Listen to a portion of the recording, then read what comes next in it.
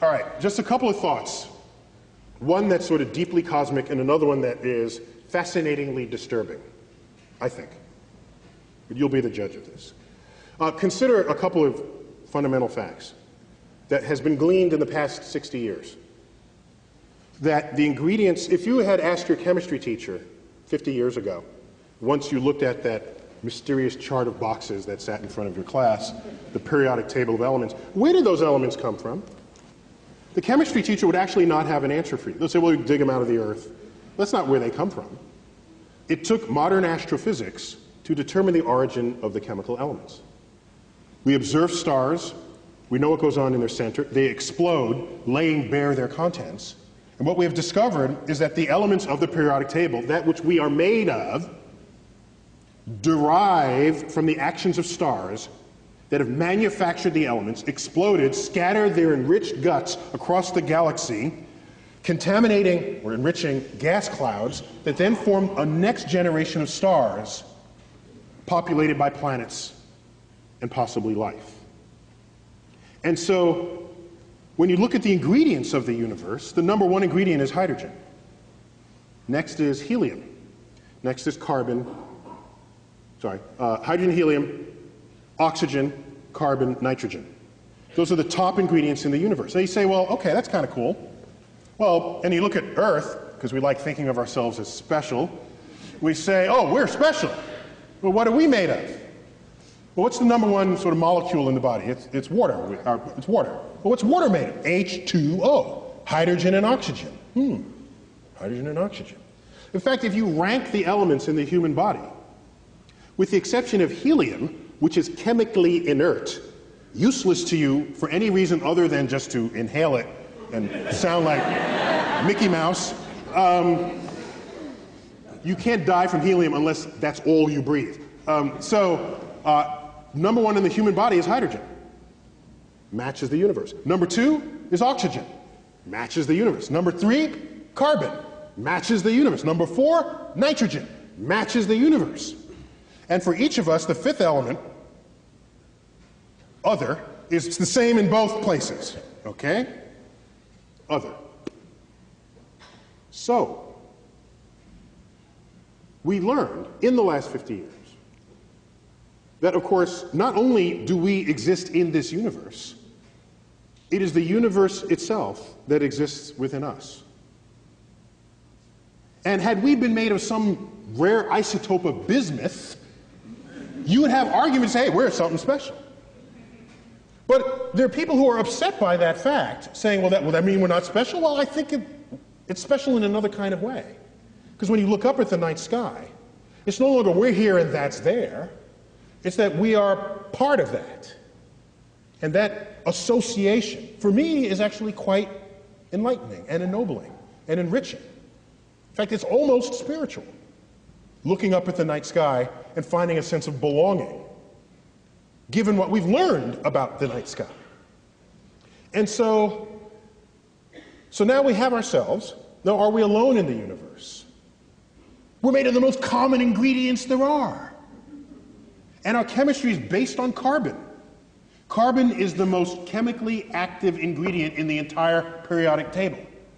If you were to find a chemistry on which to base something really complex called life, you would base it on carbon. Carbon is like the fourth most abundant ingredient in the universe. Isn't that rare? You can make more molecules out of carbon than you can all other kinds of molecules combined.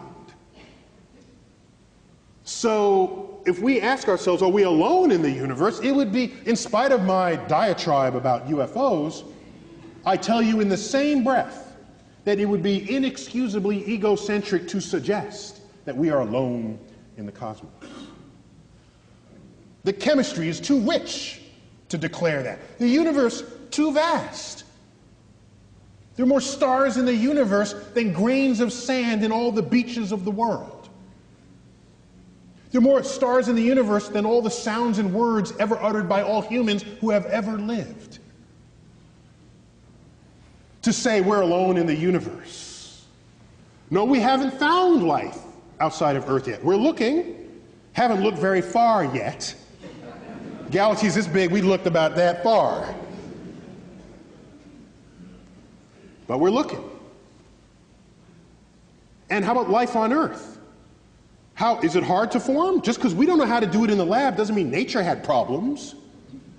So it may be, given that information, that given the right ingredients, which are everywhere, life may be inevitable, an inevitable consequence of complex chemistry. If that's the case, we look around our own solar system, we look at Mars. All the evidence suggests that Mars was once a wet, fertile place, an oasis. There are dried riverbeds and floodplains and river deltas and meandering rivers. It's all bone dry now. Something bad happened on Mars. Some knobs got turned in its environment that left it the way it is right now. Some bad knobs got turned on Venus, too. Runaway greenhouse effect. You saw the clip on that. 900 degrees Fahrenheit on Venus. Some knobs got turned there, too. People say, why spend money up there when we spend it? Because up there we might learn about down here, okay? I don't want a runaway greenhouse effect here. Venus is the best example in the solar system of a planet gone bad. Let's learn about that first. So, it turns out we learned that asteroid impacts, when they hit, can cast rocks in the surrounding areas into space with escape velocity, so they never come back to the planet from which it was launched. If Mars was wet and fertile before Earth was, as all evidence suggests, and if Mars had life before Earth had life, it is possible for there to have been bacterial stowaways in the nooks and crannies of the rocks that were cast into space. There's some hardy bacteria that we already know exists on Earth. Survives extreme temperatures, pressures, freeze-dried, reconstituted, radiation. The hostile environment of space would be nothing to some of these bacteria. It may be that life on Earth was seeded by bacterial stowaways on rocks that were cast free from Mars. This is a plausible scenario that's called panspermia, the transference of life from one planet to the next. If that's the case, that makes all of us descendants of Martians. I want to alert you in advance. Now, let me give you a disturbing thought. A fascinatingly disturbing thought, and we'll leave you on that note.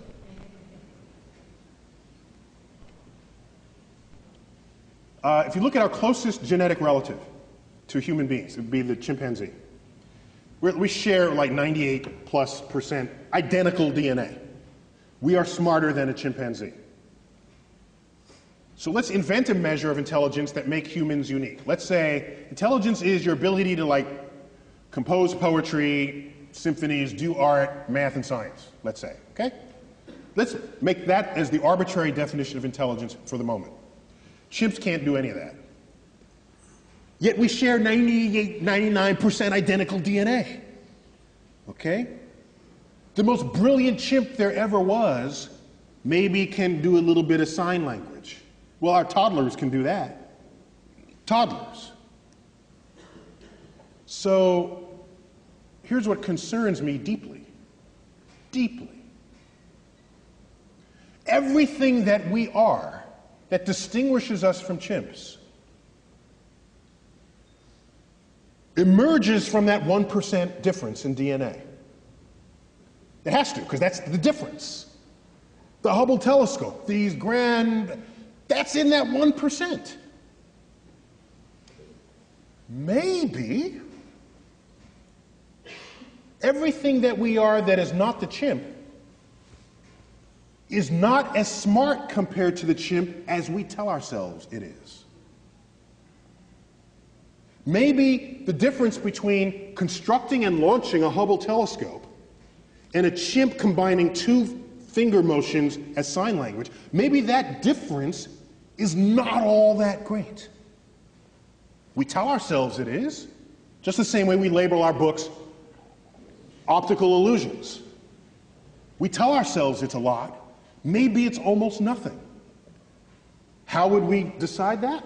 Imagine another life form that's 1% different from us in the direction that we are different from the chimp.